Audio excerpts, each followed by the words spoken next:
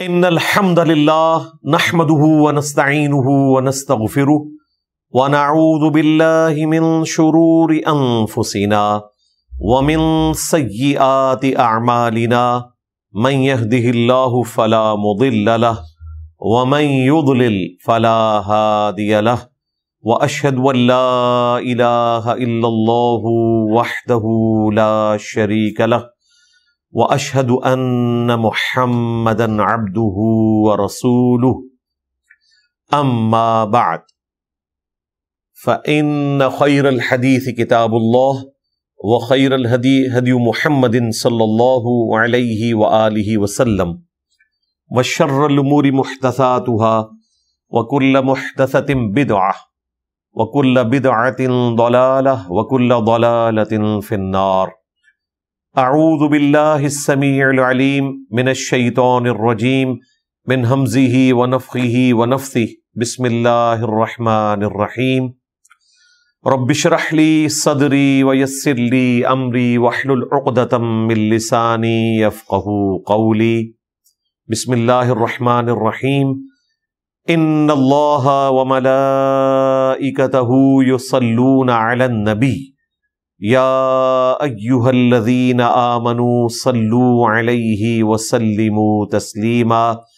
اللہم صل علی محمد وعلی آل محمد کما صلیت علی ابراہیم وعلی آل ابراہیم انک حمید مجید. اللہم بارک علی محمد وعلی آل محمد کما بارکت علی ابراہیم وعلی آل ابراہیم انک حمید مجید. اللہم ربنا آتنا فی الدنیا حسنہ وفی الآخرۃ حسنۃ وقنا عذاب النار. ربنا آتنا من لدنک رحمۃ وہیئ لنا من امرنا رشدا. لا الہ الا انت سبحانک انی کنت من الظالمین. حسبنا اللہ ونعم الوکیل. یا حی یا قیوم برحمتک استغیث ولا حول ولا قوة الا باللہ العلی العظیم. آمین. الحمدللہ آج انشاءاللہ تعالی سورہ طٰہٰ کی آیت نمبر 6 سے آنورڈ سٹارٹ لیں گے. پچھلی دفعہ میں نے 5 آیات کے اوپر تفصیلاً گفتگو کی تھی کیونکہ اس میں کچھ ٹاپکس امپورٹنٹ آئے تھے. آج اسی کو آگے لے کے چلیں گے انشاءاللہ تعالی. اعوذ باللہ من الشیطان الرجیم بسم اللہ الرحمن الرحیم. لہ ما فی السماوات وما فی الارض. اسی کا ہے جو کچھ آسمانوں میں ہے اور جو کچھ زمین میں. وما بینہما اور جو کچھ ان کے درمیان ہے، یعنی پوری کائنات کا مالک وہ ہے. قرآن پاک کی زبان میں یعنی کہ لٹریچر کا جو یہ سٹائل ہے اس میں جب بھی آسمانوں اور زمین اور جو کچھ ان کے درمیان ہے اس کا ذکر ہو تو اس سے مراد ہے پوری کائنات. وما تحت الثری اور جو کچھ گیلی مٹی کے نیچے ہے، یعنی اس زمین کی گہرائیوں میں جو کچھ ہے وہ بھی اسی کا ہے، وہی اس کا مالک ہے. وَإِن تَجْهَرْ بِالْقَوْلِ اور اگر تم بلند آواز سے بات کرو فَإِنَّهُ يَعْلَمُ السِّرَّ وَأَخْفَى تو بے شک وہ جانتا ہے رازوں کو بھی اور دل کے بھیدوں کو بھی. یعنی کوئی چیز جو رازداری میں ہے یا کسی کے دل میں بھی چھپی ہوئی ہے، خواہ آپ اونچی آواز سے بات کریں یا نہ کریں، اللہ تبارک و تعالیٰ سب کو جانتا ہے. اللہ لا الہ الا ہو اللہ ہی ہے کہ اس کے سوا کوئی معبود نہیں. لہ الاسماء الحسنی اور اسی کے لیے ہیں اچھے نام. ہر زبان میں جو بھی اچھا نام ہے اس ہستی کے لیے جو کریٹر ہے وہ اللہ تعالیٰ کے لیے استعمال کیا جا سکتا ہے. ضروری نہیں کہ اسماء الحسنی جو ہیں وہ عربی زبان میں ہو، انگلش میں بھی ہو سکتے ہیں، اردو میں بھی ہو سکتے ہیں، ہندی میں بھی ہو سکتے ہیں. ہم انگلش میں کیپٹل جی سے گاڈ لکھتے ہیں اور فارسی زبان میں خدا کہتے ہیں. عربی زبان کے اندر الہ کہتے ہیں یا اللہ تعالیٰ کا جو ذاتی نام ہے. عربی زبان میں صرف اللہ اور رحمان یہ جو دو نام ہیں اللہ تعالیٰ کے خاص نام ہے، باقی اس کے صفاتی نام ہیں سارے کے سارے، اور وہ دوسری زبانوں میں بھی مختلف انداز میں بیان کیے جاتے ہیں. رب کے لیے ہم انگلش میں سسٹینر کہتے ہیں، اردو میں پالنے والا، اور سنسکرت میں وشنو. اب وشنو سے مراد آپ یہ نہ سمجھیں کہ جو وہ انہوں نے کوئی ایک پکچر خیالی بنائی ہوئی ہے. کتابیں تو ہندوؤں کی بھی ایک خدا کا تصور پیش کرتی ہے. لفظی ترجمہ اس کا وہی بنتا ہے جو رب کا ہے، یا انگلش میں سسٹینر اور اردو زبان میں پالنے والا. اب اس کے بعد سیدنا موسیٰ علیہ السلام کا ذکر خیر شروع ہو رہا ہے اور کافی تفصیل کے ساتھ آئے گا. میں نے اس سورت کے آغاز میں بتایا تھا کہ جس طرح سورہ یوسف خاص ایک پیغمبر کے حالات زندگی کے اوپر ہے، اس کے بعد اگر کوئی ملتی جلتی صورتیں ہیں تو وہ سورہ طٰہٰ اور سورۃ القصص ہے، اور یہ دونوں صورتیں موسیٰ علیہ السلام سے متعلق ہیں. وَهَلْ أَتَاكَ حَدِيثُ مُوسَىٰ، اور اے محبوب صلی اللہ علیہ وآلہ وسلم کیا آپ کو پہنچی ہے موسیٰ علیہ السلام کی خبر ان سے متعلق. اذ رأى نارا، جب وہ اپنی بیوی کو لے کر مدین سے واپس آ رہے تھے. یہ باقی تفصیلات تو سورۃ الاعراف میں اور سورۃ القصص میں آئیں، یہاں پہ وہ پورشن سکپ ہے. ڈائریکٹلی وہ حصہ ہے کہ جب موسیٰ علیہ السلام اپنی بیوی کے ساتھ، جو بڑی مشکل سے انہیں ملی تھی، 10 سال خدمت کر کے وہ حق مہر تھا، ان کے والد محترم کے پاس انہوں نے مزدوری کی تھی، پانی بھر کے لاتے تھے، باقی کام کرتے تھے، تو پھر انہوں نے اپنی لڑکی کی شادی ان کے ساتھ کی تھی. تو اپنی بیوی کے ساتھ وہ آ رہے تھے، کیونکہ اللہ تبارک و تعالیٰ نے اب ان کے لیے مقرر کرنا تھا کہ وہ فرعون کے پاس اللہ تعالیٰ کا پیغام لے کر جائیں گے. اس وقت تک تو ان کے پاس وحی نہیں آئی تھی، لیکن چونکہ پیغمبر اللہ تعالیٰ کی حفاظت میں ہوتا ہے، اسے اللہ تعالیٰ بائی ڈیفالٹ جسے کہتے ہیں نا گائیڈ کر رہا ہوتا ہے. تو وہ اپنی بیوی کے ساتھ واپس آ رہے تھے. راستے میں اذ رأى نارا، جب انہوں نے آگ دیکھی، فقال لأہلہ، تو انہوں نے اپنے گھر والوں سے کہا، یعنی اپنی بیوی سے، لأہلہم کثوا، کہ تم تھوڑی دیر کے لیے یہاں رکو، انی آنست نارا، بے شک میں نے آگ دیکھی ہے. اب ظاہر ہے کہ دور سے انہیں آگ نظر آ رہی تھی، تو بجائے یہ کہ وائف کو بھی وہ مشکل سفر طے کرواتے پہاڑی، انہوں نے کہا آپ یہاں رکیں، اور رات کے وقت آگ کی ضرورت ہوتی ہے، کیونکہ یہ جنگلی جانور جو ہیں ان سے بچنے کے لیے سب سے بیسٹ ذریعہ آگ ہے. جنگل میں اگر آپ آگ روشن کر دیں، نہ ببر شیر آپ کے قریب آئے گا، نہ کوئی ریچھ آپ کے قریب آئے گا. اللہ نے آگ میں رعب ایسا رکھا ہے، آگ جل رہی ہو کوئی جانور آپ کے پاس نہیں آتا، کوئی سانپ نہیں آئے گا، کوئی بچھو نہیں آئے گا، کیونکہ وہ دور سے ہی تپش سے ڈر جاتے ہیں. یہ کیسی نیچرل پروٹیکشن اللہ تعالیٰ نے جنگلوں میں رکھ دی ہے، ورنہ تو لوگ جنگل میں پڑاؤ نہ کر سکتے. اگر 100-200 کا قافلہ ہے تو کتنے لوگوں کو آپ درختوں کے اوپر چڑھائیں گے کہ وہ اس کے اوپر رہے. اور پھر چیتے جو ہیں وہ تو درخت کے اوپر بھی چڑھ جاتے ہیں. اس کا آسان طریقہ یہ ہوتا تھا کہ ایک بہت بڑا الاؤ وہ جلا دیتے تھے، دور سے ہی اس کی روشنی، اور اگر کوئی ہمت کر کے قریب آئے تو تپش کی وجہ سے بھاگ جاتا تھا. ویسے جانوروں کو پتہ ہے، وہ آگ کو پہچانتے ہیں، ان کی انسٹنکٹ میں ہے، وہ قریب آ کے چیک نہیں کرتے کہ اس آگ میں تپش ہے یا نہیں ہے. انہیں پتہ ہے یہ آگ جل رہی ہے، ہم نے اس کے قریب نہیں جانا. چاہے وہ بھوکے بھی ہوں گے تو انسان کا شکار کرنے کے لیے وہاں نہیں آئیں گے. تو موسیٰ علیہ السلام نے اپنی وائف سے کہا کہ تم یہاں رکو، بے شک میں نے آگ دیکھی ہے، تو میں وہ آگ لے کر آتا ہوں. لعلی آتیکم منہا بقبس، آپ یہاں رکیں تاکہ میں لے آؤں آپ کے لیے وہ چنگاری.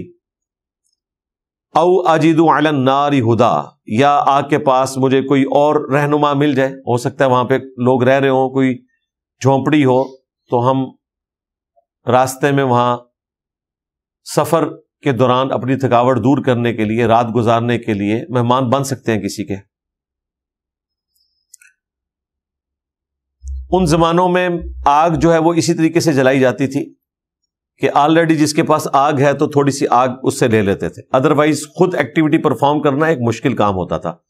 پتھروں کو رگڑ کے یا اسی طریقے سے لکڑی میں سوراخ کر کے اور اوپر ایک ڈنڈی اس کو تیزی سے یوں ہلاتے رہنا، اور پھر وہ راکھ میں ہلکی سی چنگاری نکلتی تھی، پھر اس کو پھونک مارتے تھے، پھر اس میں روئی رکھتے تھے یا خشک لکڑی جو وہ آگ پکڑ لے۔ مین ورسز وائلڈ اگر آپ ڈسکوری چینل کے اوپر دیکھیں نا تو وہ سارے اس قسم کے کام کر کے بتاتا ہے کہ کتنا مشکل کام ہے آگ جلانا۔ آج تو ایک ماچس کے ذریعے بڑی آسانی سے آگ جلا لیتے ہیں، اگلے زمانوں میں تو ایسا نہیں تھا۔ یہ ماچس جو ہے وہ آلموسٹ کوئی 150-200 سال پہلے حادثاتی طور پہ ایک کیمیکل تیار ہو گیا، اس شخص کو خود بھی اندازہ نہیں تھا جو لیبارٹری میں تجربہ کر رہا تھا، لیکن جب تیار ہوا تو اس نے پھر اس کو پیٹنٹ نہیں کروایا، ورنہ اس زمانے میں 18ویں 19ویں اور 20ویں صدی یہ 3 ایسی ہیں انسانی ہسٹری میں صدیاں جن میں کافی زیادہ ایجادات ہوئی ہیں، اور جس چیز نے جو ایجاد کی وہ اس کو پیٹنٹ کروا دیتا تھا کہ دنیا میں جو بھی اس کو کاپی کرے گا اس کا منافع اس شخص کو ملے گا۔ لیکن جس بندے نے حادثاتی طور پہ یہ ماچس کا بارود والا معاملہ اس طریقے سے اس کو رگڑنے سے آگ کی شکل اختیار کرنا، اس کی لیب میں یہ تجربہ اس نے کیا تو اس نے کہا میں اس کو پیٹنٹ نہیں کروں گا، یہ ہر انسان کی بنیادی ضرورت ہے۔ اور دیکھیں کہ اتنی انسانیت کے لیے آسانی ہوگی۔ آج بھی ایک ماچس ایسی چیز ہے جو سستی ہے، یعنی جس طریقے سے باقی چیزیں بہت مہنگی ہوتی ہیں کہ روٹی 8 آنے سے آج 15 روپے پہ پہنچ چکی ہے، اسی ریشو پروپورشن سے اگر ماچس بھی اس زمانے میں 8 آنے کی ہوتی تھی تو وہ بھی آج 15 روپے 20 روپے پہ پہنچ چکی ہوتی، لیکن شکر ہے کہ وہ کافی حد تک کنٹرول ہے، اور ایک ماچس کے اندر اتنی تیلیاں ہیں کہ آپ معاملات کو آسانی سے لے کے چل سکتے ہیں۔ پھر بعد میں انسان نے اور ترقی کی، میگنیٹک ذریعے آگے، اب تو جو گھروں میں چولہے آپ کے آئے ہیں بڑی آسانی سے آپ اس کو میگنیٹک فٹنگ اس کے اندر ہوتی ہے، چنگاری نکلتی ہے فوراً اس کو پکڑ لیتی ہے۔ اس زمانے میں تو یہ بھی ایک ایکٹیویٹی تھی، اور یہ ایکٹیویٹیز تو ہم نے اپنے بچپن میں خود دیکھی ہوئی ہیں۔ جو محلے میں بوڑھے حکا پیا کرتے تھے تو وہ اس حکے کو سلگھانے کے لیے تھوڑی سی راکھ لے لیتے تھے، یا ایک تندور سے دوسرے تندور میں آگ لے لیتے تھے کوئلے کی فارم کے اندر۔ انگیٹھیوں میں کوئلہ جلانا یہ تو میں نے بچپن میں آبزرو کیا ہوا ہے، اور بڑا وہ خطرناک دور تھا اس اعتبار سے کہ وہ تو کاربن مونو آکسائڈ بنا دیتے تھا، وہ سارا بھٹی والا معاملہ جو ہوتا تھا گھروں میں، اس کی وجہ سے لوگوں کی ڈیتھ بھی ہو جاتی تھی۔ اور جب یہ نیچرل گیس آئی، وہ بھی اگر لوڈ شیڈنگ ہو اور بعد میں گیس واپس آ جائے تو مہنگے والے جو ہیٹر ہیں وہ تو آٹومیٹکلی بند ہو جاتے ہیں، لیکن جو عام ہیٹر ہیں وہ تو بند نہیں ہوتے، تو اس کی وجہ سے بھی لوگوں کی ڈیتھس آئے دن رپورٹ ہوتی رہتی ہیں، وہ تو آج تک سلسلہ جاری ہے۔ بہرحال موسیٰ علیہ السلام نے اپنی وائف سے کہا کہ میں چنگاری لے آتا ہوں۔ فلما اتاها نودی یا موسیٰ، پس جب موسیٰ علیہ السلام وہاں پہنچے تو اللہ تعالیٰ فرماتا ہے کہ ہم نے ندا دی کہ اے موسیٰ، انی انا ربک، بے شک میں تیرا رب ہوں، فاخلع نعلیک، پس اپنی جوتیاں اتار دو، انک بالواد المقدس طویٰ، بے شک تم طویٰ کی مقدس وادی میں ہو۔ اس وادی کو اللہ تعالیٰ نے مخصوص کیا اپنی تجلی کے لیے، اور اس تجلی کا ظہور اس درخت یا پیڑ کے اوپر ہوا۔ اب اس کے لیے کوئی تمثیل بیان نہیں کی جا سکتی، کیونکہ صوفیاء پھر انہی چیزوں کی پلی لیتے ہیں اور وہ کہتے ہیں دیکھیں اگر ایک درخت سے اللہ تعالیٰ بول سکتا ہے اور اس پہ تجلی اللہ تعالیٰ کی آ سکتی ہے تو بایزید بستامی کے منہ سے بھی اللہ بول سکتا ہے سبحانی ما اعظم شأنی لوائی اعظم من لوائی محمد۔ تو اس طرح وہ ایکسٹراپولیٹ کرتے ہیں، حالانکہ بھول جاتے ہیں کہ یہ ایک اسپیسیفک کیس ہے اور اس کا تعلق بھی کسی انسان کے ساتھ نہیں ہے، ایک پیڑ کے ساتھ ہے، اور اللہ تعالیٰ نے اسے مخصوص فرمایا اگر اس طریقے سے اللہ تعالیٰ نے کسی انسان کے منہ سے بولنا ہوتا تو پھر موسیٰ علیہ السلام سے زیادہ کون سوٹیبل پرسنالٹی تھا، اور سب سے بڑھ کر محمد رسول اللہ صلی اللہ علیہ وآلہ وسلم. تو اس طرح آپ اینالوجیز بنا کے قیاس اور اجتہاد کر کے مسائل نہیں اخذ کر سکتے، ورنہ تو کل کو کوئی کہے گا کہ اگر فرشتوں نے آدم علیہ السلام کو سجدہ کیا تو ہم رسول اللہ کو سجدہ کریں گے، کیونکہ نبی علیہ السلام کی ذات تو حضرت آدم سے افضل ہے. تو ہم کہیں گے اس طرح بھائی ایکسٹراپولیٹ آپ نہیں کرتے. اس طریقے سے آپ نے ایک مشہور بات سنی ہوگی، اگلے نبیوں کو جتنے معجزے دیے گئے سارے کے سارے ہمارے نبی علیہ السلام کو دے دیے گئے. یہ جذباتی جملہ ہے بھائی. ورنہ مجھے بتائیں عیسیٰ ابن مریم کا جو سب سے بڑا معجزہ ہے بغیر باپ کے پیدا ہونا، یہ معجزہ آپ رسول اللہ کے حق میں کیسے ثابت کریں گے؟ قرآن تو اسے معجزہ کہہ رہا ہے کہ ہم مریم اور ان سے پیدا ہونے والے بیٹے کو جہان والوں کے لیے نشانی بنانے والے ہیں. اتنی بڑی نشانی کے بغیر باپ کے پیدا کیا، اسی لیے ان کا لقب ہوا روح اللہ. قرآن میں ہے روح من. اس اعتبار سے روح اللہ تو کوئی اور پیغمبر نہیں ہے انکلوڈنگ ہمارے پروفٹ صلی اللہ علیہ وآلہ وسلم. ویسے اگر آپ روح کی بات کریں وہ تو ہر انسان میں اللہ کی مخلوق روح موجود ہے، لیکن وہ خاص روح اللہ کا خاص امر کن جس کی وجہ سے عیسیٰ ابن مریم پیدا ہوئے کہ باپ کا ایلیمنٹ مسنگ تھا، صرف ماں سے اللہ تعالیٰ نے ان کو پیدا کیا. یہ خصوصیت حضرت عیسیٰ علیہ السلام کی ہے. آدم علیہ السلام تو ایک ایکسیپشنل کیس ہے کہ وہ بغیر ماں باپ کے پیدا ہوئے. اللہ تعالیٰ نے اپنی شان کے لائق ان کو اپنے ہاتھوں سے بنایا جیسا کہ اس کی شان کے لائق ہے. تو یہاں پر ایک اور سبق بھی ہمیں اس حوالے سے ملا کہ اگر کوئی پاکیزہ جگہ ہے تو آپ وہاں پر جوتیاں اتار دیں. یہ پروٹوکول کسی اچھی جگہ کو دینا یہ پیغمبروں کی سنت ہے، اور سب سے بڑھ کر اللہ تعالیٰ نے انہیں تلقین کیا کہ آپ طوا کی مقدس وادی میں ہیں اپنی جوتیاں اتار دیں. تو جو جگہیں پیغمبروں کے ساتھ منسوب ہیں ان کی رسپیکٹ اگر اس حوالے سے کی جائے وہ تو درست ہے. باقی رہ گئے یہ بزرگوں کے مزارات، تو ان کا کوئی لینا دینا نہیں ہے کہ ان کے ساتھ وہ تعظیم والا معاملہ کیا جائے گا. لیکن افسوس بزرگوں کے مزارات کے ساتھ تعظیم اس سے بھی زیادہ وہ کرتے ہیں. جوتیاں تو بہت پہلے اتار دیتے ہیں، اس کے بعد واپسی پہ وہ الٹے قدم جاتے ہیں. یہاں پہ آپ کو کہیں نہیں ملے گا کہ موسیٰ علیہ السلام کو اللہ تعالیٰ نے کہا ہو کہ جب تم نے اس درخت سے دور جانا ہے تو الٹے قدم جانا ہے. بھائی جس کے اوپر اللہ کی تجلی تھی اس حوالے سے کوئی چیز رپورٹ نہیں ہوئی. جتنی رپورٹ ہوئی ہے وہ ہم مانتے ہیں. اچھا، بعض لوگوں نے نبی علیہ السلام کی شان میں غلو کرنے کے لیے کہا کہ جب شب معراج رسول اللہ کے عرش پر پہنچے، حالانکہ یہ کوئی ثابت نہیں ہے، سدرۃ المنتہا سے آگے نہیں گئے. وہ انتہائی مقام ہے، بخاری مسلم میں واضح موجود ہے. تو کہتے ہیں کہ اللہ تعالیٰ نے جب نبی علیہ السلام کو عرش پہ بلایا تو فرمایا کہ جوتیوں سمیت آئیں. اور پھر وہ کہتے ہیں دیکھیں موسیٰ علیہ السلام کو اللہ تعالیٰ نے جوتیاں اتارنے کا کہا تھا اور نبی علیہ السلام کو جوتیوں سمیت بلا لیا عرش کے اوپر. اعلیٰ حضرت سے جب پوچھا گیا، احکام شریعت میں یہ باقاعدہ سوال موجود ہے، کیا نبی علیہ السلام اللہ کے عرش پر جوتیوں سمیت گئے؟ انہوں نے کہا یہ محض باطل بات ہے، کوئی ایسی بات ثابت نہیں ہے. لیکن دیکھیں یہاں لوگ جو ہے وہ اس کے اوپر پورے پورے قصیدے لکھتے ہیں، نعتیں لکھتے ہیں. عرش پہ جانا ہی ثابت نہیں ہے.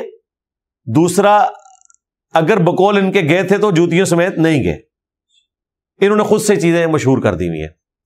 تیسری چیز، یہاں پر حضرت موسیٰ علیہ السلام کو اللہ تعالیٰ نے ندا کی یا موسیٰ. قرآن حکیم میں یا موسیٰ، یا عیسیٰ، یا ابراہیم، یعنی ڈائریکٹ نام لے کر پکارنے کا طریقہ انبیاء کے حق میں اللہ تعالیٰ کی سنت موجود ہے، سوائے محمد رسول اللہ کے صلی اللہ علیہ وآلہ وسلم. پورے قرآن میں آپ کو یا محمد نہیں ملے گا. یا ایھا الرسول، یا ایھا النبی، یا ایھا المزمل، یا ایھا المدثر. یہ بات تو بالکل درست ہے، لیکن اس کے بعد بعض لوگوں نے رزلٹ نکالا، انہوں نے کہا کہ جی اللہ تعالیٰ اپنے نبی کو اتنی رسپیکٹ دیتا ہے کہ باقی نبیوں کو تو بائی نیم یا کہہ کے پکارا جاتا ہے، لیکن رسول اللہ کو نام کے ساتھ نہیں پکارا جاتا، القابات کے ساتھ پکارا جاتا ہے۔ یہ نبی علیہ السلام کو اللہ تعالیٰ نے ایکسٹرا آرڈنری رسپیکٹ دی ہے۔ تو یہ بالکل باطل بات ہے، صرف جذباتی جملہ ہے۔ اور میں بڑے بڑے قرآن کے ایکسپرٹ سے اس قسم کی گفتگو سن رہا تھا، مجھے بڑی حیرانگی ہوئی کہ ان لوگوں کے پاس کتنا لیک آف نالج ہے۔ بخاری اور مسلم میں کئی احادیث میں یا محمد کا ذکر موجود ہے۔ ہمارے پاس سورس آف نالج دو ہیں نا، قرآن اور سنت۔ دوسری بات، اللہ تعالیٰ کے لیے تو سارے کے سارے انبیاء مخلوق ہیں، اس نے اپنی مخلوق کو ایسا پروٹوکول کیوں دینا ہے کہ نعوذ باللہ اللہ تعالیٰ کے حق میں بھی یہ کوئی گستاخی شمار کر لیا جائے کہ وہ رسول اللہ کو یا محمد نہیں کہہ سکتا؟ وہ اللہ کے بندے ہیں، یا محمد کہنے میں کوئی گستاخی نہیں۔ ہمارے حق میں گستاخی ہے، وہ سورۃ الحجرات میں ہے کہ نبی کو اس طرح نہ پکارو جس طرح آپس میں ایک دوسرے کو پکارتے ہو۔ تو ان آیات کے بعد صحابہ کرام یا محمد نہیں کہتے تھے، یا رسول اللہ کہتے تھے، ٹھیک ہے۔ اسی طریقے سے کوئی صحابی اپنے رشتے کی نسبت سے نبی علیہ السلام کو نہیں بلاتا تھا، یعنی آپ کو کسی حدیث میں نہیں ملے گا کہ سیدہ فاطمہ نے حدیث یوں روایت کی ہو کہ میرے ابا جان نے فرمایا، حالانکہ لاڈلی بیٹی تھی۔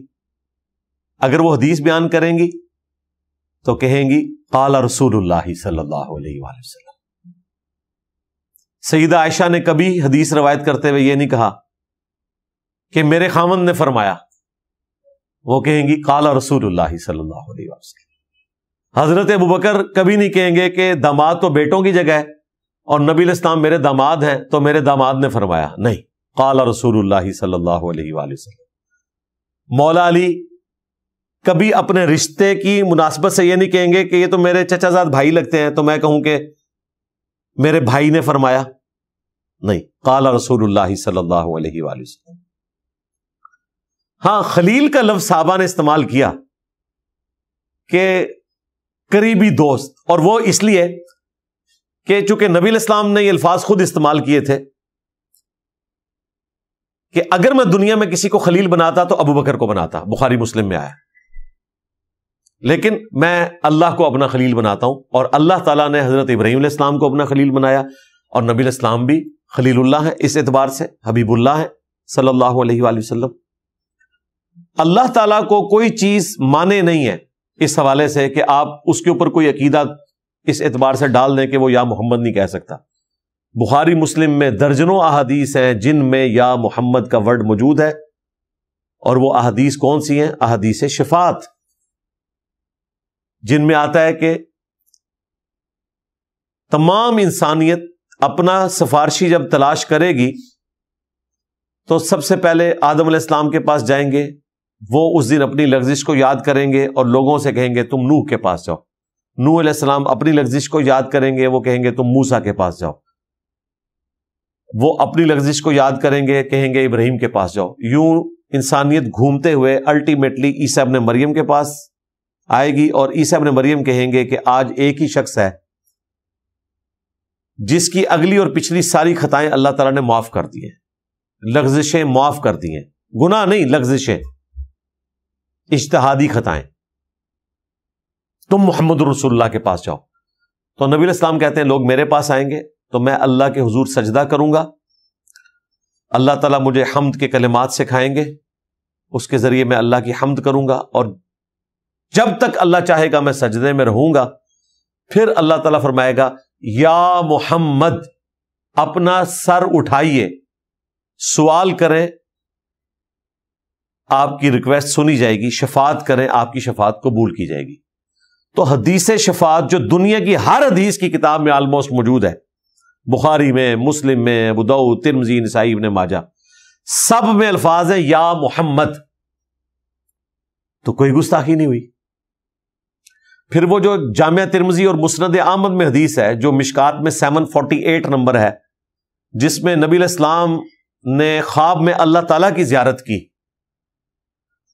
اس میں بھی الفاظ موجود ہیں یا محمد فرشتے آپس میں کس بات کے اوپر جھگڑ رہے ہیں؟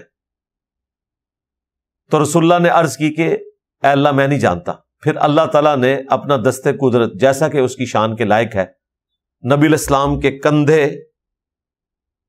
یہاں دو شولڈرز کے درمیان رکھا اور نبی علیہ السلام کہتے ہیں میرے لیے ہر چیز واضح ہوگی.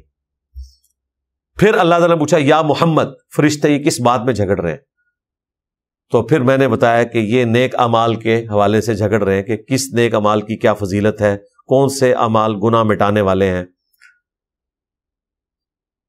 اور پھر اس حدیث کے اینڈ پہ آتا ہے کہ نبی علیہ السلام نے پھر دعا کی اللہم انی اسألک فعل الخیرات وترک المنکرات وحب المساکین، جو میں نے دعا کافی لیکچرز کے اندر کور کی ہے، سنت دعا. تو اس میں بھی یا محمد کے الفاظ موجود ہیں. لہٰذا اللہ کے حق میں کوئی گستاخی نہیں ہے. یہ ایک ٹیکنیکل مسئلہ اس لیے میں نے بیان کیا کہ میں چند دن پہلے ایک انٹرنیشنل اسپیکر جو قرآن کے حوالے سے بہت اچھا کام کر رہے ہیں، ان کی زبان سے میں نے جب یہ بات سنی تو میں نے کہا یار دیکھیں، صرف قرآن کے اوپر وقت لگانے کا فائدہ اپنی جگہ، لیکن کچھ نالج آپ سے سکپ ہو جاتا ہے. قرآن نے تو یہ بات کہیں نہیں کی کہ میں یا محمد نہیں کہوں گا یا یہ گستاخی ہے، لیکن لوگوں نے خود سے ڈیٹیکٹ کیا، احادیث کو پس پش ڈالا، وہ آپ کے سامنے ہو. اور ویسے بھی قرآن کے مقدمے میں یہ بات بیٹھتی نہیں ہے. اللہ تعالیٰ کے لیے تو رسپیکٹیبل پرسنالٹی موسیٰ علیہ السلام بھی ہے، عیسیٰ علیہ السلام بھی ہے، ابراہیم علیہ السلام بھی ہے.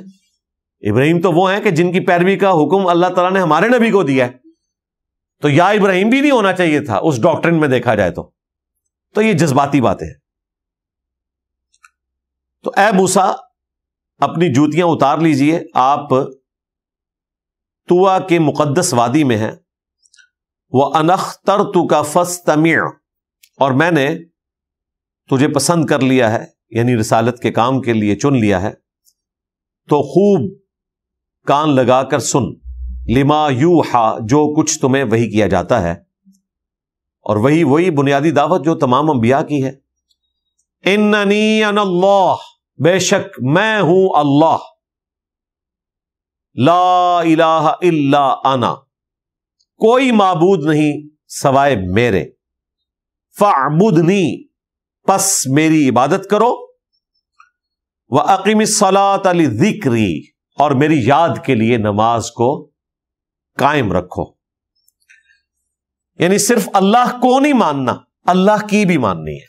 سب سے پہلے توحید کا اقرار، اس کے بعد عبادت کرنی ہے. اور عبادت میں حقوق اللہ اور حقوق العباد دونوں شامل ہیں، اور اس میں بھی سب سے امپورٹنٹ چیز جو ہے وہ نماز ہے.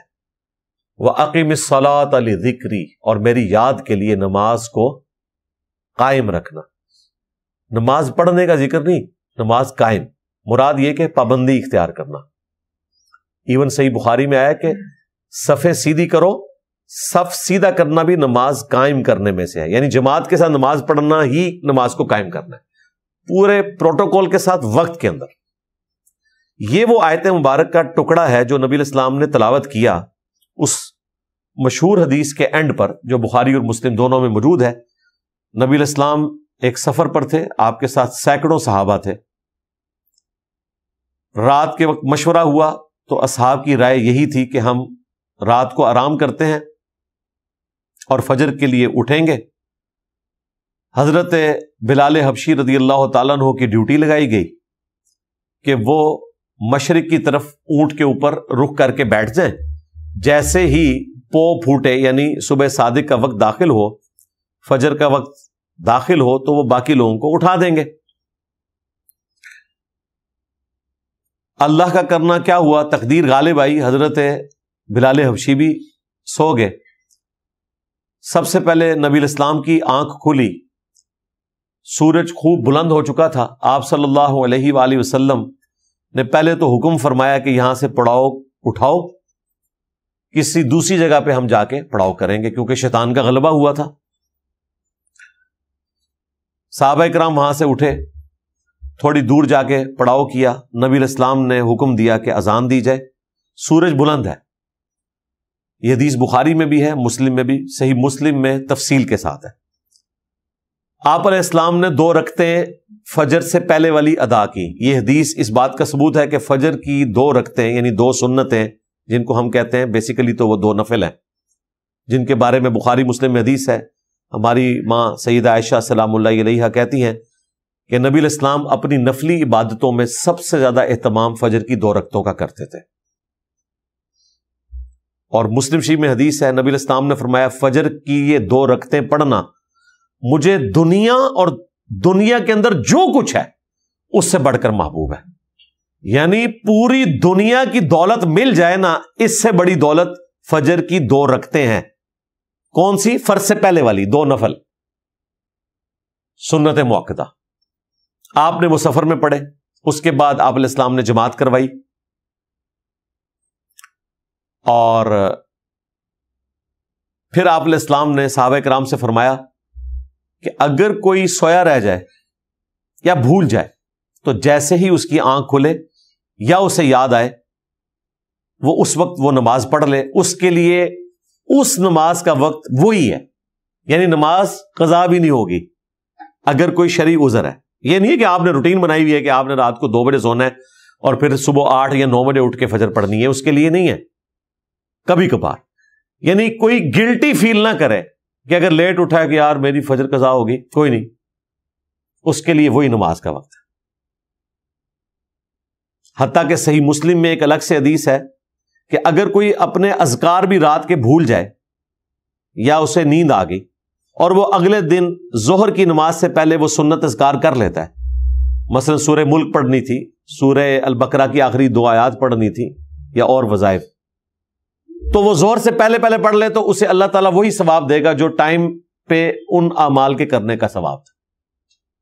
بہت بڑی سہولت ہے. تو وَأَقِمِ الصَّلَاةَ لِذِكْرِي نبی علیہ السلام نے اس موقع کے اوپر تلاوت کیا. آپ نے فرمایا کہ جب کوئی شخص بھول جائے یا سویا رہ جائے تو جس وقت اسے یاد آئے وہ اسی وقت نماز پڑھ لے، اس کے لیے وہی نماز کا وقت ہے. پھر آپ نے فرمایا وَأَقِمِ الصَّلَاةَ لِذِكْرِي، دیکھو اللہ نے بھی حکم دیا ہے قرآن میں میری یاد کے لیے نماز کو قائم رکھنا.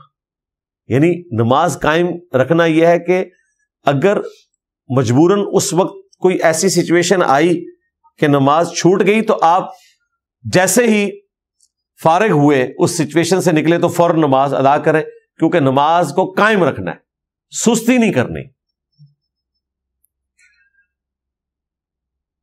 ان الساعۃ آتیۃ، بے شک قیامت آ کر رہے گی.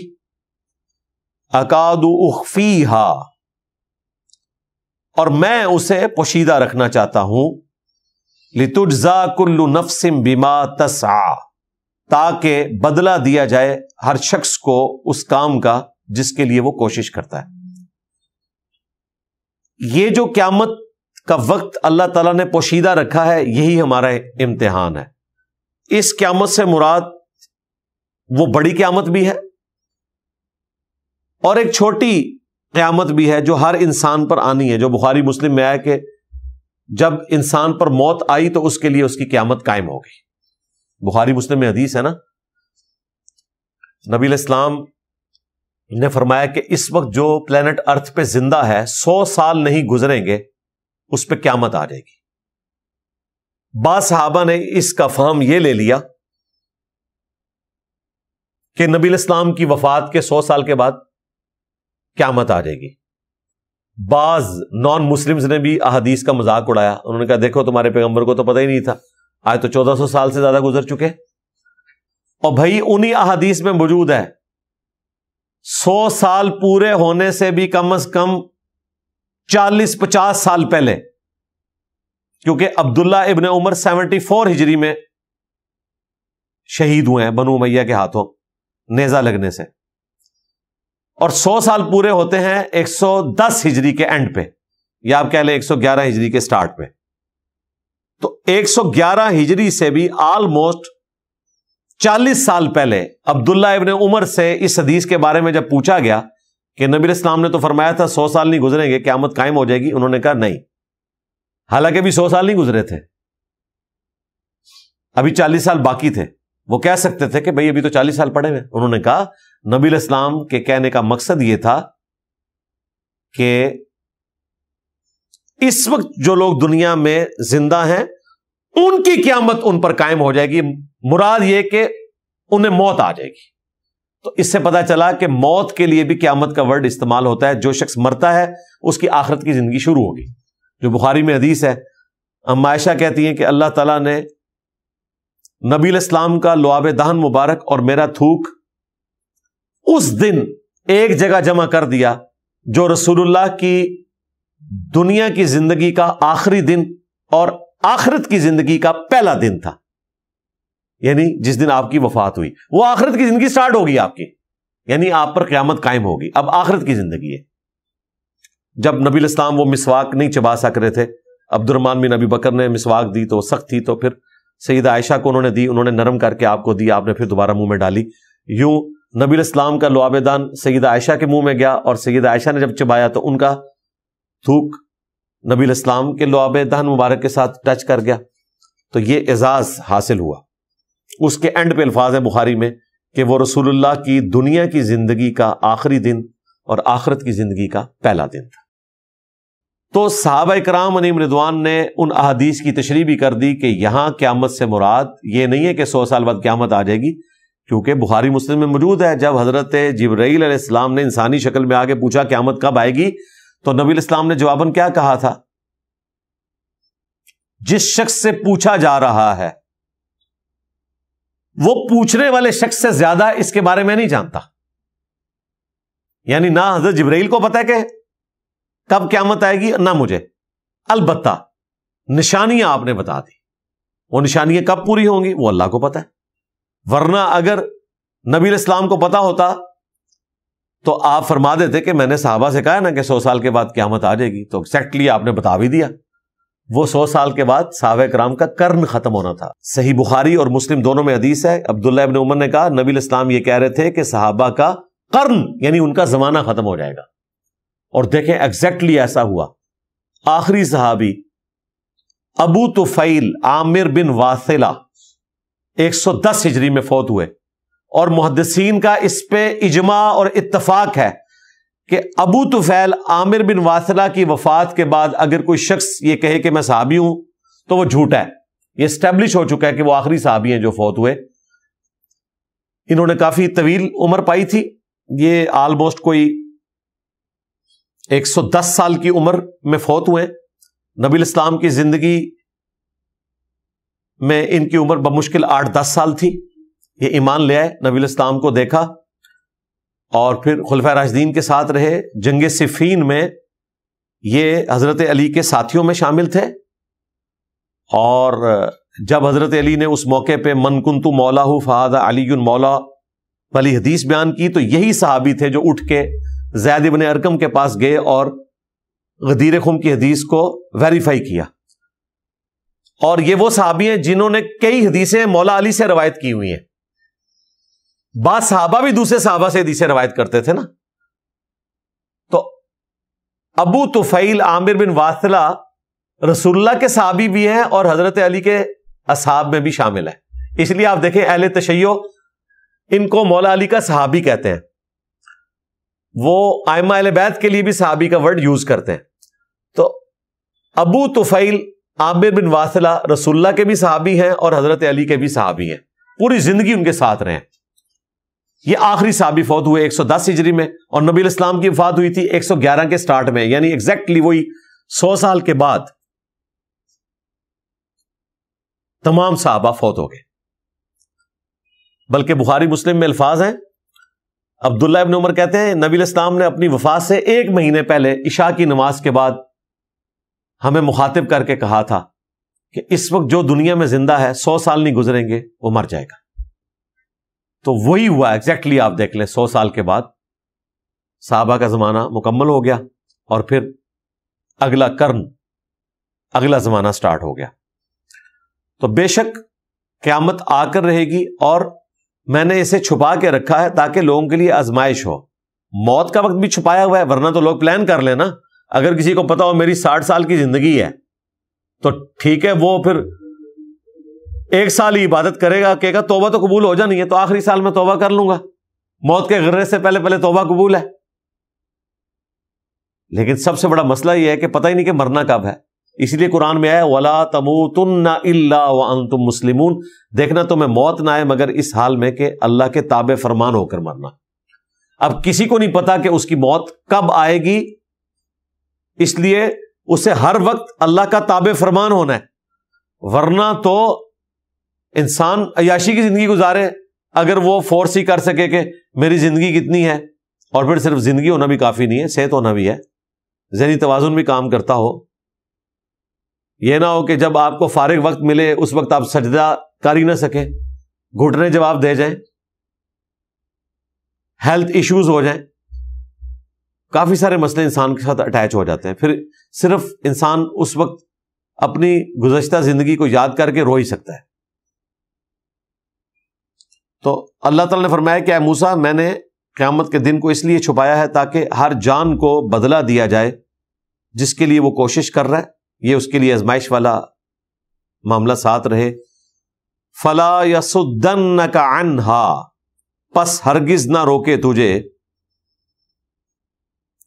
اس کو ماننے سے، مَن لَا يُؤْمِنُ بِهَا، جو شخص آخرت پر ایمان نہیں رکھتا وہ راہ حق سے تمہیں نہ ہٹائے۔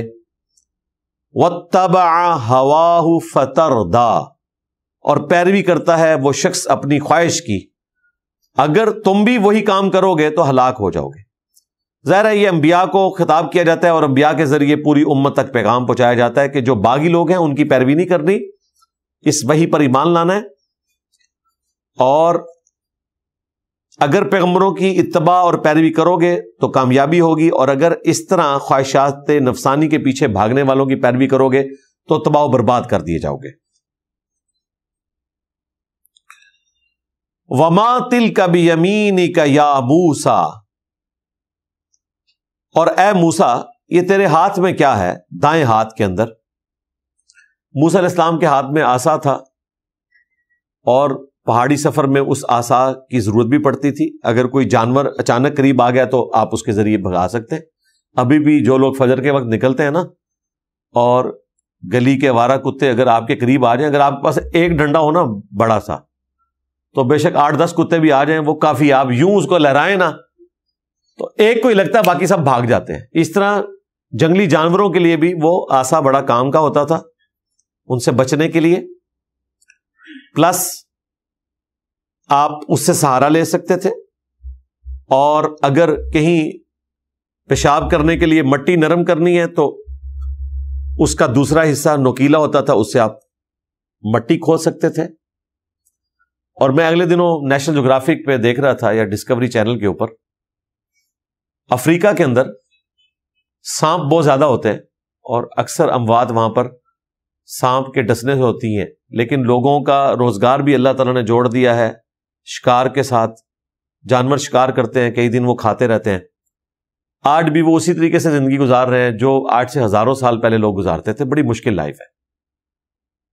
پھر اونچے نیچے راستے ہیں، چھوٹی چھوٹی پہاڑیاں آتی ہیں، ان کو کراس کرنا پڑتا ہے، زمین پہ چلتے ہیں تو کوئی سانپ اچانک آپ کو ڈس سکتا ہے، تو انہوں نے بڑے بڑے بانس بنائے ہوئے ہیں، تقریباً 15-20 فٹ کے بانس، ان میں باقاعدہ پاؤں رکھنے کی جگہ، اور بڑا وہ نارمل چلتے ہیں اس سے، یعنی عام بندے کا قد ہے نا 6 فٹ، 10 فٹ سے ان کا قد سٹارٹ ہوتا ہے، یعنی 10 فٹ تک تو ان کے پاؤں کے نیچے بانس ہے، اور کچھ بانس کا حصہ اوپر ہے، اور وہ اس سے آرام سے چلتے ہیں۔ اور ایک پہاڑی سے جب نیچے اترتے ہیں تو ان کی اتنی پریکٹس ہے کہ وہ پہلے بانس نیچے رکھتے ہیں، تو وہ بانس تو ظاہر 10 فٹ نیچے پہنچ جاتا ہے، دوسرا پاؤں اس پہ رکھ کے نیچے آ جاتے ہیں، چھلانگ بھی نہیں مارنی پڑتی۔ وہ آپ یوٹیوب کے اوپر ذرا سرچ کریں، اور وہ اس طرح چلتے ہیں کوئی سانپ بھی انہیں اپروچ نہیں کر سکتا، ایون شیر بھی آ جائے تو شیر بھی چڑھ نہیں سکتا اس کے اوپر، ایٹ لیسٹ ان کو کوئی اس حوالے سے خطرہ نہیں ہے۔ تو یہ عصا استعمال ہوتا تھا، نبی علیہ السلام کی بھی سنت ہے، وہ سنت آج تک زندہ ہے۔ یہ آپ جمعے کے خطبے میں دیکھتے ہیں نا، عصا کا سہارا لیا جاتا ہے، حالانکہ بوڑھا ہو جوان ہو ضرورت نہیں ہوتی ہے، لیکن وہ سنت ہے عصا ہاتھ میں پکڑنا، ایک پروٹوکول بھی ہے، سہارا بھی ہے، اور پھر 2 خطبوں کے درمیان ریسٹ کرنے کے لیے بیٹھنا، یہ بھی نبی علیہ السلام کی سنت مبارکہ ہے۔ تو عصا والی سنت آج تک اسی طریقے سے جاری ہے، اور اس کی ایک ماڈرن فارم لیڈرشپ کے پوائنٹ آف ویو سے چھڑی آپ کو آرمی چیف کے ہاتھ میں بھی نظر آتی ہے. جب ایک آرمی چیف اپنی کمانڈ دوسرے آرمی چیف کے حوالے کرتا ہے تو وہ کیا پکڑاتا ہے؟ چھڑی. وہ کمانڈ کی نشانی ہے. جس طرح آسا کمانڈ کی نشانی ہے، چھڑی ہے. بعض اوقات اگلے زمانے میں لوگ تلوار گفٹ کر دیتے تھے کہ اب یہ میرے مشن کو آگے لے کے چلے گا. انگوٹھی اتار کے دے دیتے تھے جو اس بادشاہت کی ایک علامت سمجھی جاتی تھی. تو مختلف نا سمبلز رکھے ہوتے تھے. بہرحال موسیٰ علیہ السلام کے ہاتھ میں عصا تھا. پوچھا اللہ تعالیٰ نے کہ تیرے دائیں ہاتھ میں کیا ہے؟ یہ صرف موسیٰ علیہ السلام کا پروٹوکول ہے جی. یہ نہ ابراہیم خلیل اللہ کو پروٹوکول ملا، نہ محمد حبیب اللہ کو ملا صلی اللہ علیہ وآلہ وسلم، نہ عیسیٰ روح اللہ کو ملا، اور نہ نوح نجی اللہ کو. یہ 5 اولو العزم پیغمبر ہیں محمد رسول اللہ صلی اللہ علیہ وآلہ وسلم. ابراہیم خلیل اللہ، عیسیٰ روح اللہ، موسیٰ کلیم اللہ اور نوح نجی اللہ. اللہ نے ان کو نجات دی تھی. یہ 5 بڑے پیغمبر ہیں جن کا ذکر سورۃ الاحزاب اور سورہ الشورى میں آیا. لیکن پروٹوکول اس پلانٹ ارتھ پہ ایک ہی بندے کا ہے کہ جس سے اللہ نے کلام کیا ہے اس دنیا میں. اسی لیے قرآن میں آیا وَكَلَّمَ اللَّهُ مُوسَىٰ تَكْلِيمًا، اور اللہ نے موسیٰ کے ساتھ وہ کلام کیا جیسا کہ کلام کرنے کا حق ہے. باقی انبیاء سے تو پردے میں گفتگو کی، وحی کے ذریعے دل میں ڈال کے یا فرشتے کے ذریعے. لیکن موسیٰ علیہ السلام سے اللہ نے بغیر فرشتے کے ڈائریکٹ گفتگو کی. اچھا اس کا موڈ نہیں پتا، یعنی آپ اگر مجھ سے پوچھیں کہ کیا موسیٰ علیہ السلام کوئی آواز اللہ کی سنتے ہوں گے، یہ ہمیں نہیں پتا کہ اس کی کیفیت کیا تھی، یہ نہیں بیان کی جا سکتی. لیکن وہ کلام تھا کہ ڈائریکٹ اللہ سے کلام ہو رہا تھا. اس طرح کا کلام موسیٰ علیہ السلام کے سوا اگر کسی ہستی نے کیا ہے تو وہ ہمارے محبوب علیہ السلام ہے، لیکن اس دنیا میں نہیں. شب معراج کیا ہے، وہ ڈائریکٹ ہوا ہے. وہ اللہ تعالیٰ نے وحی کی. مسلم شریف میں آتا ہے کہ 3 تحفے ڈائریکٹ دیے.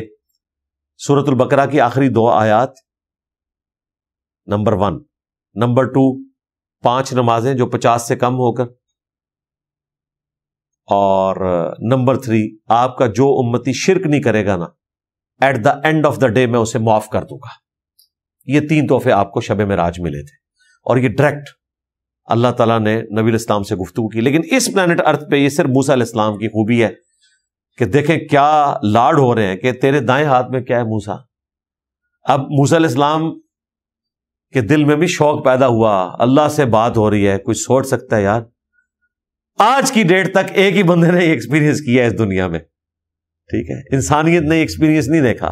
ہاں جنت میں جا کے انشاءاللہ ہر اہل ایمان کو اس سے بھی اگلا ایکسپیرینس ہوگا، انشاءاللہ تعالیٰ دیدار بھی نصیب ہوگا. تو حضرت موسیٰ علیہ السلام دیکھیں اب دل لگی کر رہے ہیں، اور بات کا جواب صرف وہ اتنا بھی دے سکتے تھے کہ یا اللہ میرے ہاتھ میں عصا ہے. انہوں نے کہا قال ہی عصای، انہوں نے عرض کی اے میرے رب یہ میرا عصا ہے. اتوکأ علیہا، میں اس پر ٹیک بھی لگا لیتا ہوں تھکاوٹ دور کرنے کے لیے. وأہش بہا، اور میں اس سے درختوں کے پتے بھی جھاڑ لیتا ہوں. علی غنمی، اپنی بکریوں کے لیے. جب میری بکریاں کسی پیڑ کی ہائٹ تک نہیں پہنچ سکتی تو میں زور سے یہ عصا مار کر ان کے لیے پتے جھاڑتا ہوں. کتنی سادہ زندگی تھی جی، اللہ کے پیغمبر ہیں اور بکریوں کے لیے خوراک ارینج کر رہے ہیں. وَلِيَ فِيهَا مَآرِبُ أُخْرَى، اور اس عصا میں میرے لیے اور بھی کافی سارے فائدے ہیں. اس کا جواب مختصر بھی ہو سکتا تھا کہ یا اللہ تجھے تو پتا ہے، لیکن اس بات کا مزہ نہ آتا. مزہ اسی کا ہے جتنے ان کو آپشن یاد تھے وہ انہوں نے کیے. اس وقت اتنے ہی ذہن میں آئے کہ میں ٹیک لگاتا ہوں، اس سے بکریوں کے لیے میں پتے جھاڑتا ہوں، باقی ساری چیزیں مختصر کہا کہ اور بھی کافی سارے کام میں ایسے کر لیتا ہوں. قال القیہا یا موسیٰ، تو اللہ تعالیٰ نے فرمایا کہ موسیٰ ذرا اس لاٹھی کو، اس عصا کو زمین پہ پھینکو نا. تو انہوں نے اس کو زمین پہ پھینکا. اب انہیں نہیں پتا تھا کہ آگے کیا ہونے والا ہے. فَأَلْقَاهَا، تو انہوں نے اسے زمین پہ رکھ دیا. فَإِذَا هِيَ حَيَّةٌ تَسْعَىٰ، تو وہ اچانک ایک بہت بڑا اژدہا سانپ کی شکل میں بن گیا اور وہ ادھر ادھر بھاگنے لگا. یہ اتنا خطرناک، بلکہ خطرناک سے بھی اگلا ورژن خطرے ناک ایکسپیرینس ہے کہ آپ نے ایک عصا پکڑا ہے اور زمین پہ پھینکا ہے اور وہ سانپ بن کے ادھر ادھر بھاگنے لگا. قال خذھا، اللہ تعالیٰ نے فرمایا کہ اسے پکڑو، ولا تخف، اور مت ڈرو. اب یہاں پر یہ ذکر نہیں ہے لیکن سورۃ القصص میں آتا ہے کہ جب وہ سانپ بنا تو موسیٰ علیہ السلام پیٹ پھیر کر وہاں سے بھاگ گئے ڈر کی وجہ سے. انسان کی انسٹنکٹ ہے، ظاہر ہے سانپ ہے، کاٹ سکتا ہے. حالانکہ اللہ سے گفتگو ہو رہی ہے. آپ یہ کہہ سکتے تھے کہ یار بندے کو کانفیڈنٹ ہونا چاہیے، اللہ سے گفتگو ہے، اللہ حفاظت کرنے والا ہے. موسیٰ علیہ السلام کو اچانک کیا ہوا؟ بھائی موسیٰ علیہ السلام کی جگہ کوئی بھی ہوگا یہی ہوگا. انسان کے ساتھ ایک اللہ نے انسٹنکٹ ایڈ کر دی ہے. انسان تو اچانک دھماکہ ہو جائے تو اس کی آنکھیں بند ہو جاتی ہیں، وہ کانپنا شروع کر دیتا ہے. آپ نے دیکھا نہیں تھا ڈاکٹر طاہر القادری صاحب کے دھرنے میں اچانک وہ اسپیکر پھٹا تو وہ بھی کانپ گئے ایک دفعہ. ویسے یہ سارے کہتے ہیں الا ان اولیاء اللہ لا خوف علیہم ولا هم یحزنون. تو وہ آخرت کا خوف اور غم نہیں ہوگا، یا اللہ کی طرف سے تکلیف جھیلنا آسان ہو جائیں گی. باقی یہ نہیں ہے کہ کوئی اس قسم کا ایکسپیرینس ہو تو بندہ ڈرے گا نہیں، ڈرے گا، نیچرل ہے. دوسرا یہ بھی پتا چلا کہ واقعہ ایک تھا، یہاں پر اور انداز سے بیان ہوا، سورۃ القصص میں اور انداز سے بیان ہوا، کیونکہ اللہ تعالیٰ کا مقصد بات پہنچانا ہے. 100% الفاظ کا چناؤ ایک جیسا نہیں ہوگا. اگرچہ اللہ اور موسیٰ علیہ السلام کی جب گفتگو ہوئی تھی نا تو وہ ایک ہی انداز میں ہوئی ہوگی، کیونکہ ایک ہی دفعہ ہوئی ہے نا وہ والی گفتگو. جس طرح ابلیس کی اور اللہ کی گفتگو ایک ہی دفعہ ہوئی ہے، لیکن قرآن میں 7 جگہ مختلف انداز میں بیان ہوئی ہے. لہٰذا مختلف الفاظ سے قرآن ڈاؤٹ فل نہیں ہوتا. تو احادیث میں بھی صحابہ کرام جب نبی اسلام کا کوئی فرمان مختلف انداز میں الفاظ کے آگے پیچھے کرنے سے بیان کر دیں تو اس میں ڈاؤٹ نہیں کریٹ کرنا چاہیے، ورنہ تو آپ قرآن میں بھی ڈاؤٹ کریٹ کر دیں گے. یہ میں الزامی جواب پھکی کے طور پہ بات کر رہا ہوں ان لوگوں کے لیے جو احادیث کا مذاق اڑاتے ہیں. اللہ تعالیٰ نے فرمایا کہ پکڑو اسے، مت ڈرو. سنعیدها سیرتها الاولی، ان قریب ہم اسے پرانی حالت میں واپس کر دیں گے. اور پھر یہی ہوا. اس میں تو ذکر نہیں ہے، سورۃ القصص میں باقی جگہ آتا ہے کہ جب انہوں نے اس سانپ کو ہاتھ لگایا اللہ کے کہنے پہ کانفیڈنس کے ساتھ تو وہ واپس عصا بن گیا. اس سے یہ بھی پتا چلا کہ موسیٰ علیہ السلام کو نہیں پتا تھا کہ اس کو ہاتھ لگانے سے یہ واپس ہو سکتا ہے، اور نہ یہ پتا تھا کہ اس کو پھینکنے سے یہ بن جائے گا. تو جب موسیٰ علیہ السلام کو پتہ ہی نہیں تھا، جس کی وجہ سے وہ ڈر کے بھاگے بھی، اللہ نے تسلی دی تو واپس آئے. تو یہ معجزہ آپ نے خود سے دکھایا ہی نہیں ہے، اللہ کا امر کن تھا. اور دیکھیں اس کے بعد اللہ نے اس کو اٹیچ کر دیا آپ کے ساتھ. 2 معجزات دیے، اگلے معجزے کا بھی ذکر آئے گا، اور اللہ نے کہا کہ یہ 2 معجزات لے کے جاؤ فرعون کے پاس، یہ نشانی ہے کہ تم اللہ کے پیغمبر ہو. اس کے بعد فرعون کے دربار میں پھینکا، بن گیا سانپ. جادوگروں نے جب رسیاں سانپ دکھائیں، حالانکہ وہ سانپ بنی نہیں تھی، وہاں پر موسیٰ علیہ السلام دل میں خوف کھا گئے، کیونکہ انہیں پتا تھا کہ میں بھی عصا پھینکوں گا یہ بھی سانپ بنے گا، لوگ کہیں گے کہ کیا فرق ہے، اس نے بھی کر کے دکھا دیا، اس نے بھی کر کے دکھایا. لیکن اللہ تعالیٰ نے ان کو وحی کی کہ ایک دفعہ پھینک تو صحیح، تجھے آج ہم اس کا اگلا ورژن دکھائیں گے. اور وہ یہ تھا کہ اس سانپ نے باقی سانپ کھا لیے. موسیٰ علیہ السلام کو نہیں پتا تھا کہ یہ بھی ہو سکتا ہے. پھر تیسرا موقع آیا کہ جب وہ سمندری جھیل کے کنارے آئے تو ساتھیوں نے کہا کہ حضرت مروا دیا، سامنے سمندر موت، پیچھے فرعون کی فوج موت. تو اللہ تعالیٰ نے کہا کہ ہم نے موسیٰ کو وحی کی کہ اس عصا کو پانی پہ پھینکو. موسیٰ علیہ السلام کو تو نہیں پتا تھا کہ اب اس نے ایک اور کام بھی کر دینا ہے کہ پانی پہ ماروں گا تو سمندر پھٹ جائے گا. جو سورہ ہود میں آیا کہ 2 بڑے بڑے پہاڑ بن گئے سمندر کے پانی کے اور بیچ میں راستہ. کیا منظر ہوگا جی وہ. آج نہر سوئز ہے انہی سمندری جھیلوں کو جوڑ کے، جو ریڈ سی کو میڈیٹرینین سی سے ملایا ہوا ہے. پہلے یہ سمندری جھیلیں تھیں، انہی میں سے ایک جھیل کو عبور کیا. اور جب فرعونی داخل ہوئے تو وہ تباہ و برباد کر دیے گئے. بھلے یہ ایکسپیرینس بھی ہوا لیکن موسیٰ علیہ السلام کو اس وقت تک نہیں پتا تھا. اب مجھے بتائیں موسیٰ علیہ السلام کا اگر یہ سٹیٹس ہے تو باب تشائی کوئی نہیں جو کہتے کر کے دکھا دیں گے جی, چاہیں تو اشاروں سے اپنے کایا ہی پلٹ دیں دنیا کی. یار جن کے ہاتھ میں اللہ کا دیا ہوا آسا تھا وہ بھی صرف اتنا ہی کر سکے اور اس وقت کر سکے جب اللہ نے بتایا, ورنہ ان کو خود سے تو پتہ ہی نہیں تھا. علم غیب بھی کلیئر ہو گیا کہ اگر ان کو خود سے علم غیب ہوتا تو وہ خود کر کے دکھا دیتے نا. اللہ نے بتایا کہ اب یہ کرے گا, یہ کرے گا, یہ کرے گا. وَضْمُمْ يَدَكَ إِلَى جَنَاحِكَ, اور اپنا دایاں ہاتھ اپنے بازو کے نیچے داخل کرو. تخرج بیضاء, وہ بالکل سفید ہو کر نکلے گا. من غیر سوء, اور کوئی اس میں خرابی بیماری نہیں ہوگی. آیتن اخرى, یہ دوسرا معجزہ ہے جو تمہیں عطا ہوا ہے. یعنی اب فرعون کی طرف جا رہے ہو تو یہ دو معجزات, ایک عصا کا پلانٹ کنگڈم کا اینیمل کنگڈم میں بدلنا اور دوبارہ سے پلانٹ کنگڈم میں آنا, اور دوسرا یہ ہتھیلی سے روشنی نکلنا. آج کل تو آپ کوئی LED لائٹ لگا سکتے ہیں, کوئی ٹارچ, آج کل تو ایسی ٹارچ آئی ہیں, وہ چھوٹی سی ٹارچ ہے تو وہ دن کر دیتی ہے اندھیرے میں.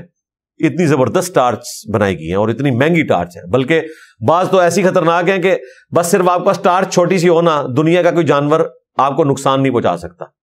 ببر شیر سامنے آ رہا ہے نا, اس کی آنکھوں میں ایسے کر دیں, وہ تقریباً 15-20 سیکنڈ کے لیے اندھا ہو جائے گا. وہ اتنی انٹینسیفائی کی ہوئی لیزر ہے.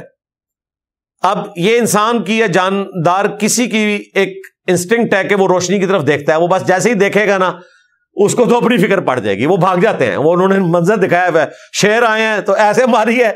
اب حالانکہ اس میں کوئی گرمائش نہیں ہے, وہ روشنی ایسی تیز ہے کہ اب شیر کی جب بنائی چلے گی تو اس کی تو دنیا ہی اجڑ گی نا. وہ پھر ادھر ادھر بھاگتا ہے, پھر نزدیک نہیں آتا ایک ٹارچ کے اندر. آج کے زمانے میں تو یہ اس طرح کی کوئی چیز دکھائی جا سکتی ہے, لیکن ہاتھ پھر بھی نہیں دکھایا جا سکتا, وہ آپ کو بیٹری فٹ کرنی پڑے گی کوئی, یہ نہیں ہو سکتا. یہ نبی کا معجزہ تھا. تو یہ آپ کے بیماری کے بغیر ہاتھ, اس میں کوئی اشارہ ملتا ہے کہ شاید موسیٰ علیہ السلام کے ہاتھ کے اوپر کوئی داغ تھا, یہ ایسی نشانی تھی جو اسرائیلی روایتوں میں ملتا ہے کہ بچپن میں جب فرعون کو شک ہوا, ایک دن موسیٰ علیہ السلام نے فرعون کی داڑھی پکڑ لی تھی, تو اسے شک پڑا کہ یہی وہ کہیں بچہ نہ ہو جس نے جوان ہو کے میری سلطنت کو ختم کرنا ہے. تو اس نے کہا میں اس کا ٹیسٹ کروں گا. ایک طرف اس نے ہیرا رکھا, ایک طرف کوئلہ. تو موسیٰ علیہ السلام ہاتھ بڑھانے لگے ہیرے کی طرف, وہ بڑھاتے تو شہید ہو جاتے بچپن میں. فرشتے نے ان کا ہاتھ کوئلے کی طرف کیا, وہ کوئلہ انہوں نے اٹھایا اور اپنی زبان پہ رکھ لیا. اس کی وجہ سے ان کی زبان میں لکنت آ گئی تھی اور ہاتھ بھی چل گیا تھا. تو عین ممکن ہے, یہ بات ویسے فٹ ان بیٹھتی ہے قرآن میں, کیونکہ لکنت بھی ان کی تھی جو دور ہوئی دعا سے. اور یہاں جو الفاظ ہے نا کہ اپنے ہاتھ کو بغل کے نیچے کرو, تو یہ روشن نکلے گا اور اس میں کوئی بیماری باقی نہیں رہے گی. مراد یہ کہ وہ جو ان کی زخم کا نشان کوئی باقی تھا نا تو وہ ختم ہو جائے گا. یہ بھی ایک معجزہ ہے کہ اللہ کے تم پیغمبر ہو. لِنُرِيَكَ مِنْ آيَاتِنَا الْكُبْرَى, تاکہ ہم دکھائیں تمہیں اپنی بڑی بڑی نشانیاں. اذهب الى فرعون, اب تم جاؤ فرعون کی طرف. انه طغى, بے شک وہ بہت سرکش ہو چکا ہے. تم نے اس کے سامنے دعوت توحید رکھنی ہے, اور دلائل تمہارے پاس یہ دو معجزے ہیں, کافی ہیں. اس پہ یہ رکوع مکمل ہوا ہے. ابھی موسیٰ علیہ السلام بھی کچھ ریکویسٹ رکھیں گے کہ یا اللہ دعوت کا کام کروں گا لیکن کچھ اور ریسورسز بھی مجھے چاہیے, تو میں دعوت کا کام کروں گا, کیونکہ میرے ساتھ یہ چیزیں اٹیچ ہیں. اور وہ اللہ تعالیٰ نے پھر ان کی دعا سنی. پہلے تو انہوں نے زبان کی لکنت کی بات کی, پھر انہوں نے کہا کہ میرا بھائی جو ہے اس کی زبان زیادہ فلوئنٹ ہے, اسے بھی پیغمبر بنا دے. وہ بھی اللہ تعالیٰ نے قبول کر لیا. پھر یہ بھی گارنٹی مانگی کہ مجھ سے ان کا بندہ بھی ایک دفعہ قتل ہو گیا تھا, تو اس کا بھی کوئی بندوبست ہو جائے. پورا بندوبست کر کے پھر موسیٰ علیہ السلام وہاں گئے. وہ انشاءاللہ تعالیٰ ہم اگلی دفعہ کور کریں گے. اللہ تعالیٰ سے دعا ہے جو حق بات میں نے کہی اللہ تعالیٰ ہمارے دلوں میں راسخ فرمائے. اگر جذبات میں میرے منہ سے کوئی غلط بات نکل گئی تو اللہ تعالیٰ ہمارے دلوں سے اسے دھو دے, ہمیں معاف بھی فرما دے. سبحانک اللہم و بحمدک, اشہد ان لا الہ الا انت, استغفرک و اتوب الیک, وما علینا الا البلاغ المبین. جزاکم اللہ خیرا.